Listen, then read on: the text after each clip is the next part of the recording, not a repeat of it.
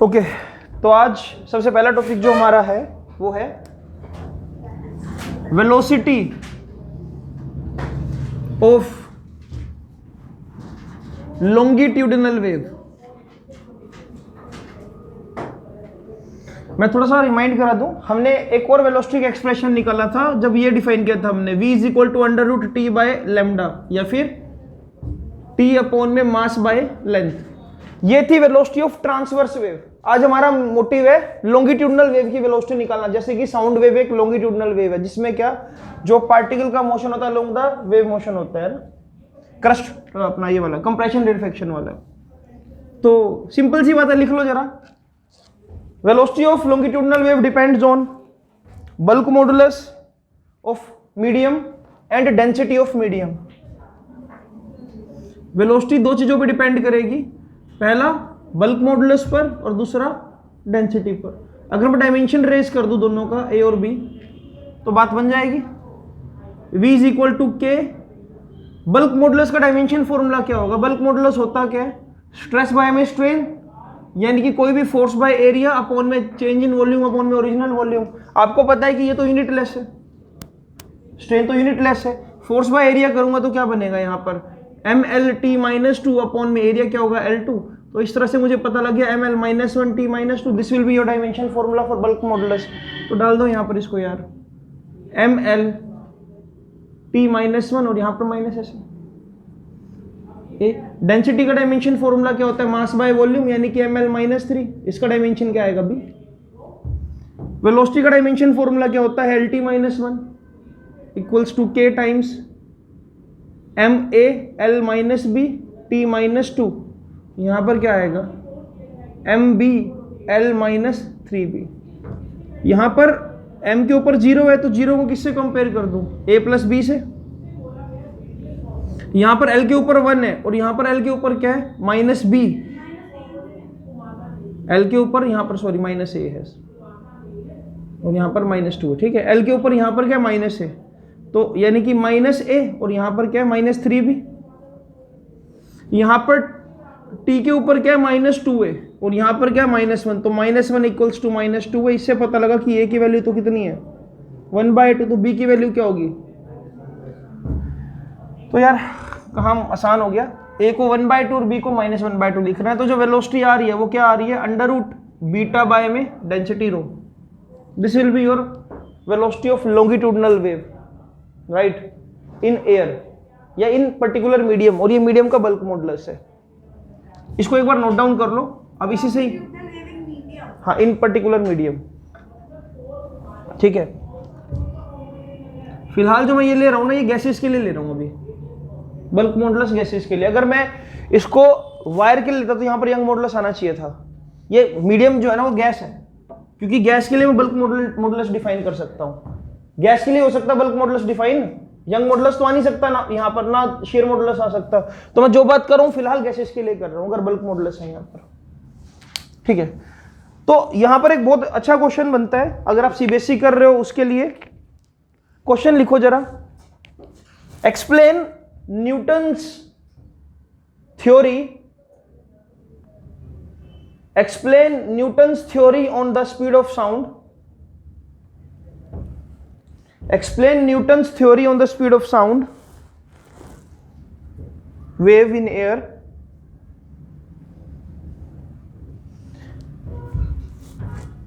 drive formula,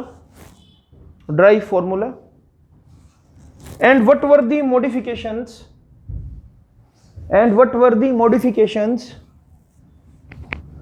done by Laplace, what were the modifications done by Laplace, explain. CBSE में 5 number का question बनता है ये वाला, अगर दोनों चीजें पूछ ली जाए आपसे, ठीक है। तो समझते हैं चीजों को, मैं रब कर रहा हूं इसको फिलहाल।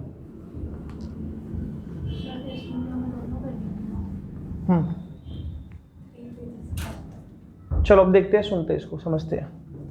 न्यूटन ने एक स्टेटमेंट दी, मैं यहां पर लिख रहा हूं। सबसे पहले न्यूटन्स फॉर्मूला या न्यूटन्स थ्योरी। न्यूटन के क्या व्यूज थे? न्यूटन ने ये बोला यार कि अगर आप साउंड को एयर के अंदर ऑब्जर्व कर रहे हो, डेफिनेटली यहां पर क्या बन रहा है, बहुत सारा कंप्रेशंस बन रहे होंगे ऐसे।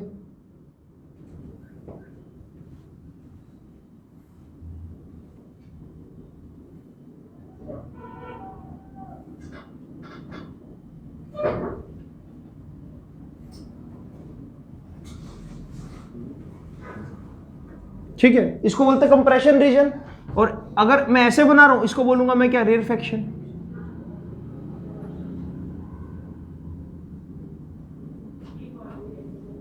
इसके बाद अगला स्टेप क्या होगा, दोबारा से compression.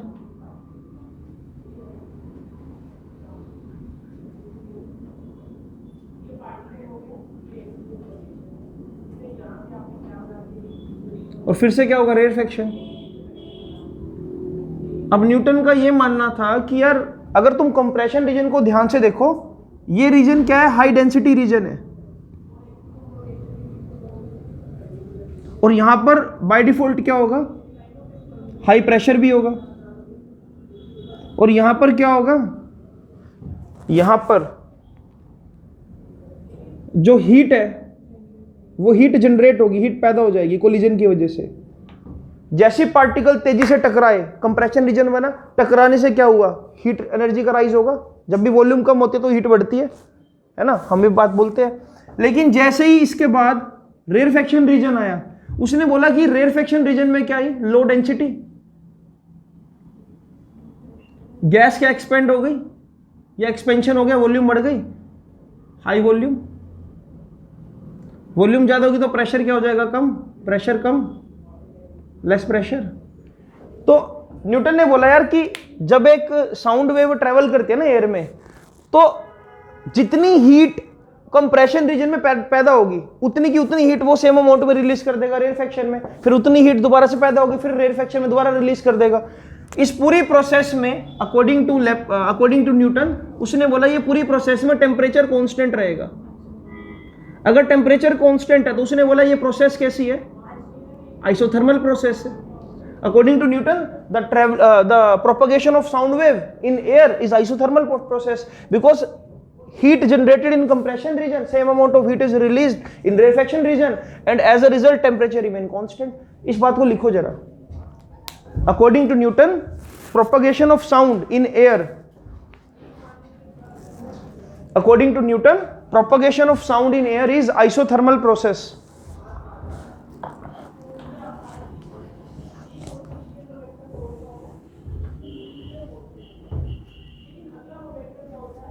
And temperature remain constant, and temperature remain constant because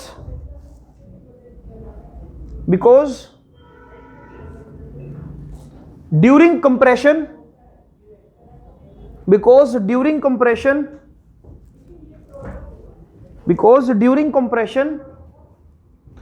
heat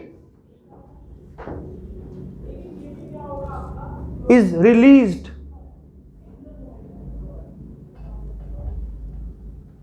या generated. During compression heat is generated and same amount of heat is released in rarefaction region, and same amount of heat is released in rarefaction region.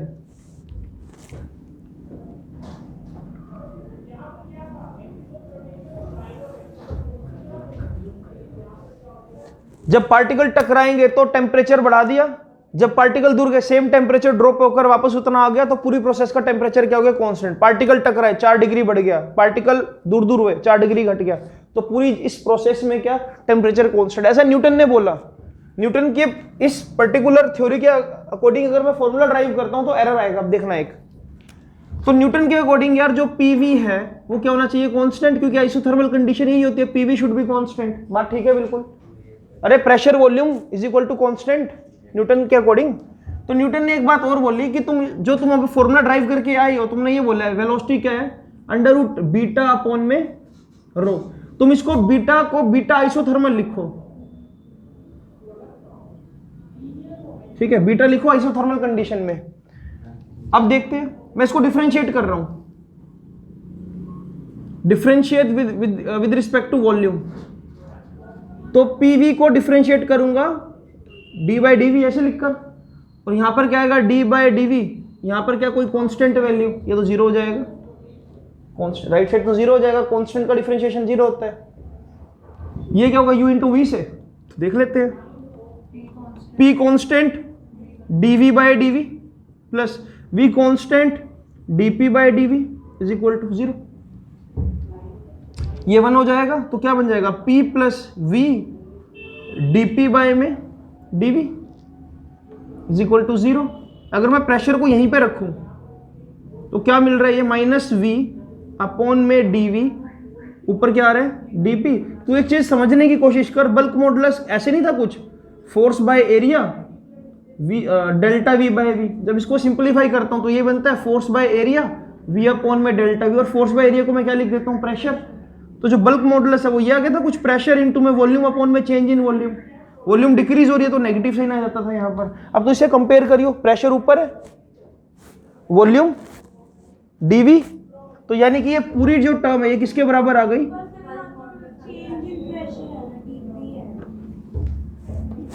dp है तो pressure ही, चाहे change in pressure ही क्यों ना हो, match तो कर रहा है इसके साथ, डजंट मैटर कि dp है, प्रेशर चेंज हो रहा है, यानी कि प्रेशर है तो बढ़ रहा होगा या घट रहा होगा, ओवरऑल प्रेशर तो लग रहा होगा।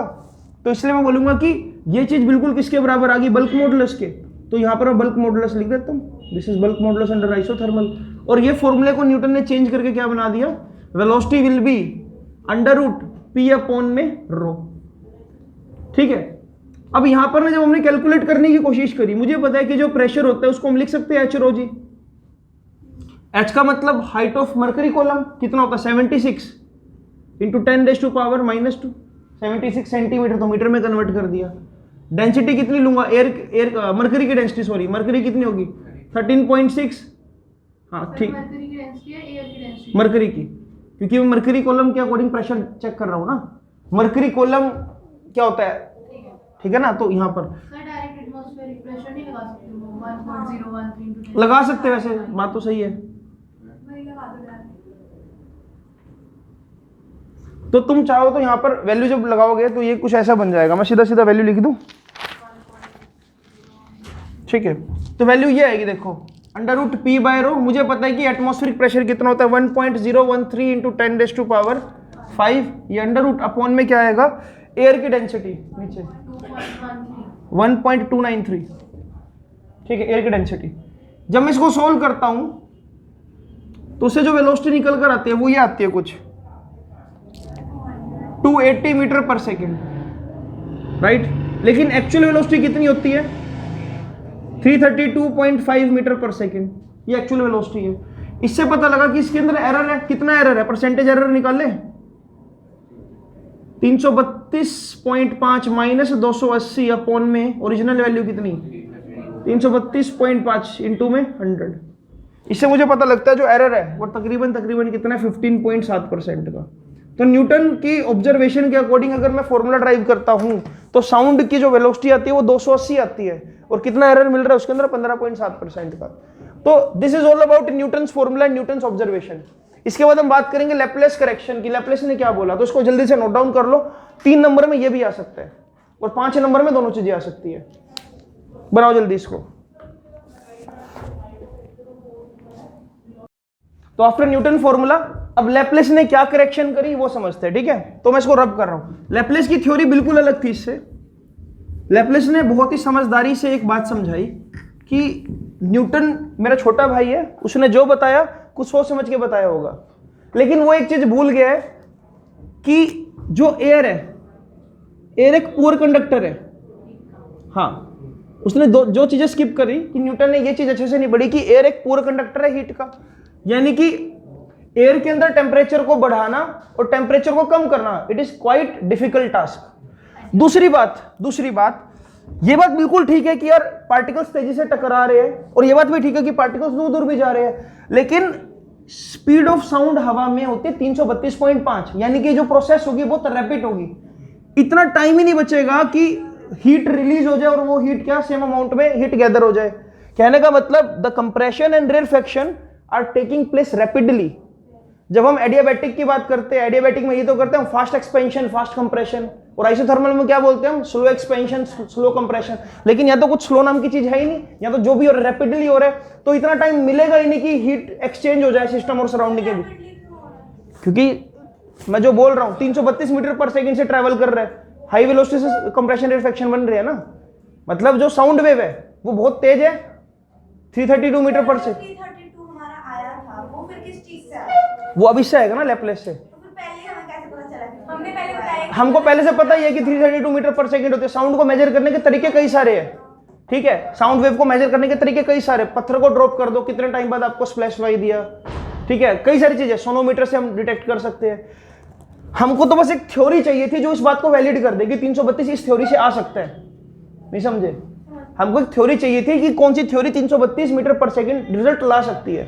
तो लैपलेस की लिखो जरा, लैपलेस करेक्शन में, according to Laplace this whole process is adiabatic. According to Laplace this process is adiabatic.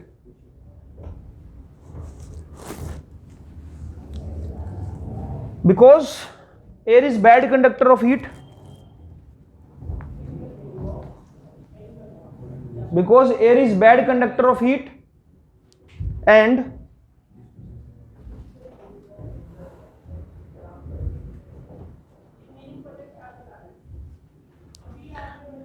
compression and rarefaction occurs rapidly, and compression and rarefaction occur rapidly.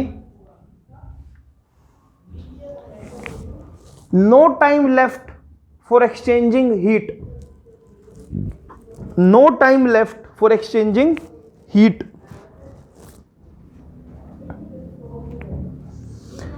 No time left for exchanging heat between system and surrounding.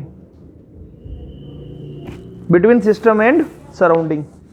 तो Laplace ने ऐसा बोला कि जो आप formula drive कर कर आए हो अभी, यानी कि बीटा अपॉन में डेंसिटी, इस बीटा को आप लो अंडर एडियाबैटिक कंडीशन। और एडियाबैटिक कंडीशन का मतलब ये हुआ PV gamma is equal to constant, है ना, यही था ना एडियाबैटिक प्रोसेस में, PV gamma is equal to constant. तो ठीक है, इसको भी हम डिफरेंशिएट करेंगे, लेकिन तरीका बहुत सही से आपको लगाना पड़ेगा इसमें। PV gamma equals to D by D V of constant, definitely ये फैक्टर तो जीरो हो जाएगा। अब यहां पर देख, यहां पर असली गेम है। सबसे पहले तो क्या कर, डिफरेंशिएशन को समझने की कोशिश कर एक स्टेप को। मैं बोल रहा हूं वी गामा को कांस्टेंट कर दिया तो क्या बचेगा, डीपी बाय डीवी प्लस का साइन, उसके बाद पी को कांस्टेंट, वी गामा का डिफरेंशिएशन क्या होगा, गामा आगे, है ना, गामा आगे, उसके बाद वी गामा -1 और उसके बाद डीवी अपॉन में इज इक्वल टू 0, ये बनेगा। देख ध्यान से इसको। इसके बाद अगला काम क्या देखा जाए तो ये फैक्टर तो 1 हो जाएगा। तो देख v gamma dot dp plus p gamma dot v gamma -1, यहां पर क्या आएगा 1। अगर मैं मान लो एलसीएम ले लूं, dv नीचे आ जाएगा और यहां पर प्रोडक्ट में क्या चला जाएगा, dv जाएगा ना। अभी यहां पर 1 है ना, ये अगर एलसीएम लूंगा इसके नीचे 1, यहां dv, तो ये टर्म तो एज इट इज, इससे मल्टीप्लाई क्या हो जाएगा, dv इक्वल्स टू 0। यानी कि v gamma dp is equal to minus of p gamma v gamma -1 dot dp dv, sorry dv, ठीक है, यही है हमारे पास। dp को भी यहीं पे रख, यहां पर क्या आ जाएगा, minus p gamma v gamma -1 dv upon में क्या चला जाएगा, ये v गामा जब ऊपर जाएगा, minus p gamma v gamma -1 minus gamma dot dv equals to क्या चल रहा है, dp, ये क्या रह जाएगा, 1 रह जाएगा, गामा -1 माइनस गामा, हाँ -1 रह जाएगा, चलो ठीक है कोई बात, minus p gamma v -1 dot dv एक काम करना, पी गामा को यहीं पे रख, बाकी सारा कुछ इधर ले आ। तो यहां पर देख, सिर्फ पी गामा को मैं फिक्स कर रहा हूं, इधर आकर क्या बन जाएगा, ये देख माइनस dp अपॉन में v माइनस 1 dv, यानी कि ऐसा बन जाएगा v ऊपर और सामने क्या बचा, p गामा। क्या ये बल्क मॉडुलस के इक्वल है जैसे पहले था? तो यानी कि इस बार जो बल्क मॉडुलस आ रहा है वो किसके इक्वल आ रहा है, p गामा के।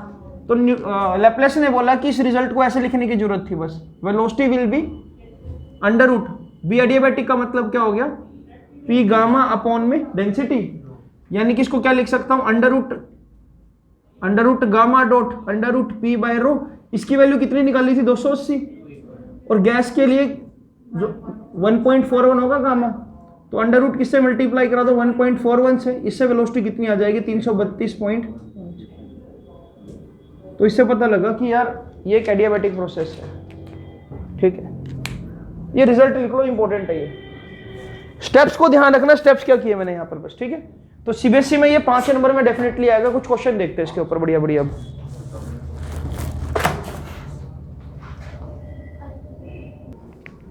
ओके, सो कुछ की पॉइंट्स लिखो अब जरा इसमें, कि स्पीड ऑफ साउंड किन किन फैक्टर्स पे डिपेंड करेगी। मैं जो भी आपको बताऊंगा ये गैसेस पॉइंट ऑफ व्यू से बताऊंगा कि गैस में क्या क्या फैक्टर आ सकते हैं। सबसे पहला इफेक्ट ऑफ प्रेशर, सबसे पहला है effect of pressure.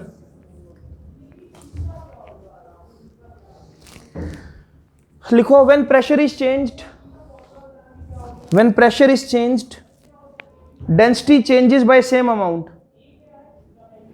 When pressure is changed, density changes by same amount. As a result, speed of sound does not get affected. As a result, speed of sound Density changes by same amount. As a result, speed of sound does not change with change in pressure.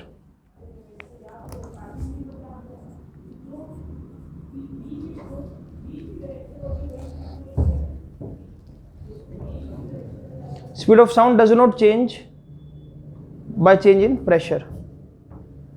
Second key point लिखो जरा, speed of sound in moist air, speed of sound in moist air is greater as comparison to dry air. Speed of sound in moist air is greater as comparison to dry air.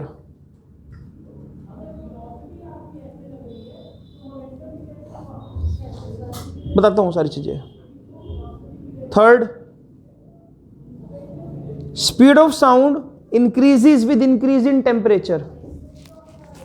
Speed of sound increases with increase in temperature. चलो यार समझते हैं इन दोनों points को। देखो,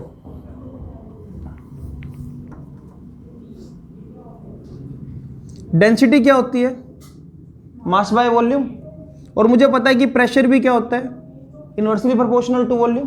जब भी volume बढ़ती है तो प्रेशर घटता है। अगर मैं ऐसा बोलूं, volume inversely proportional to pressure,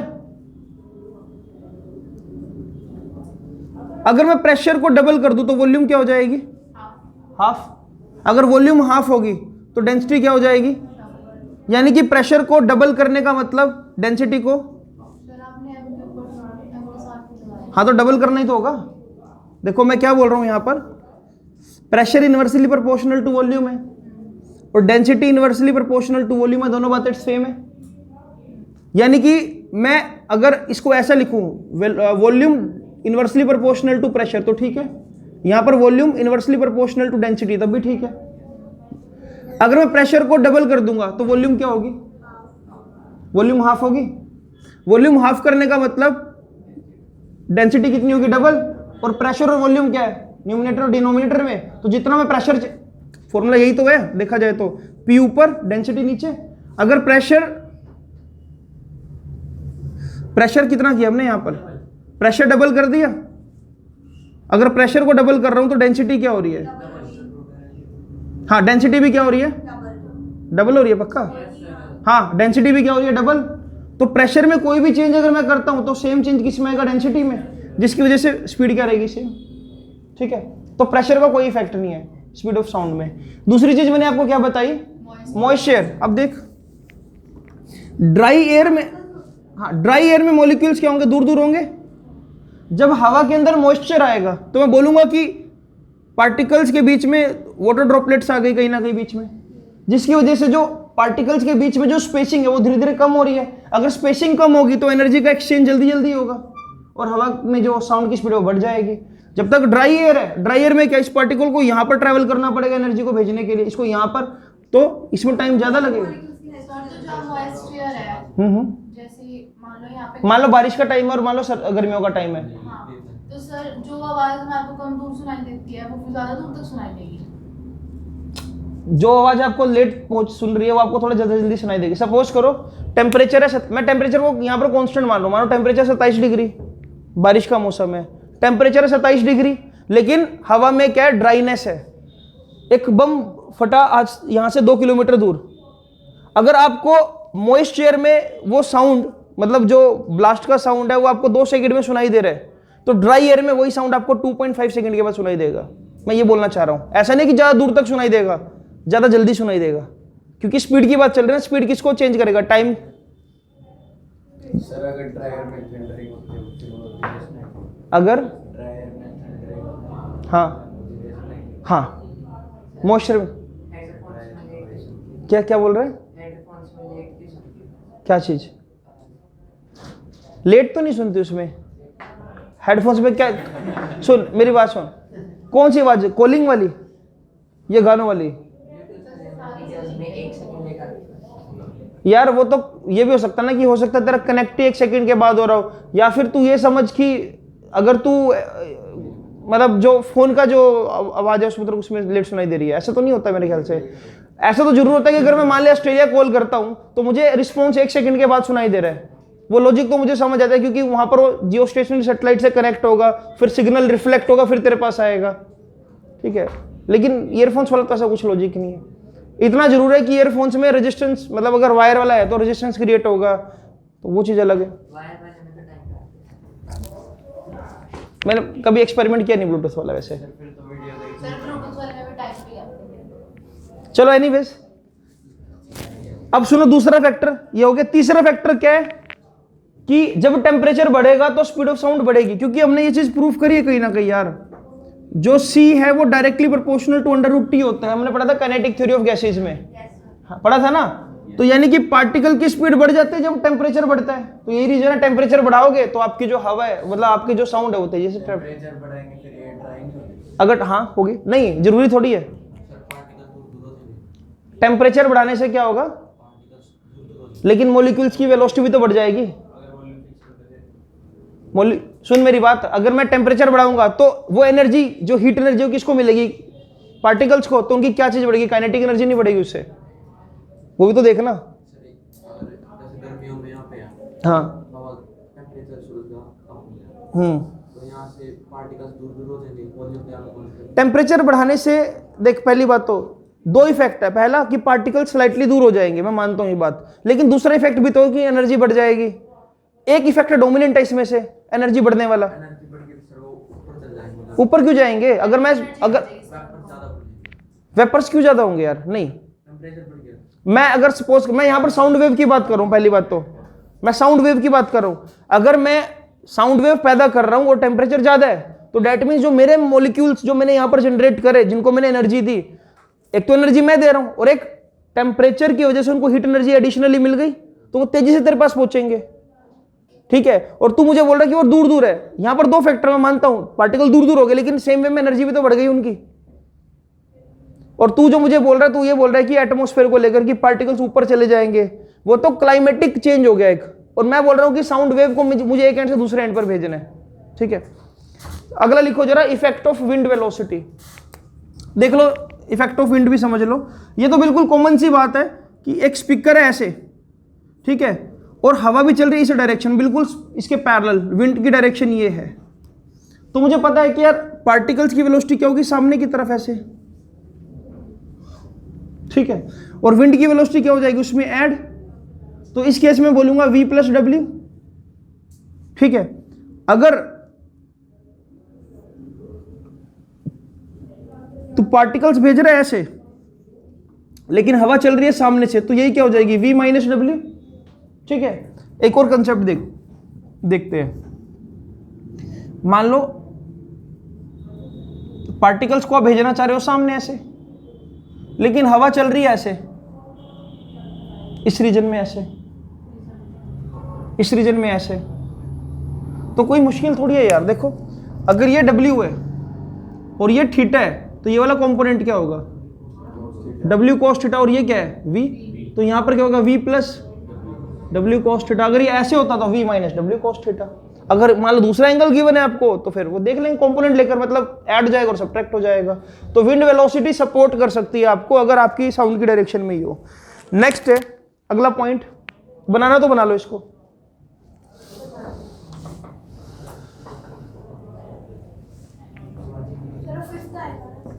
हाँ, एक और की पॉइंट लिखो, साउंड वेव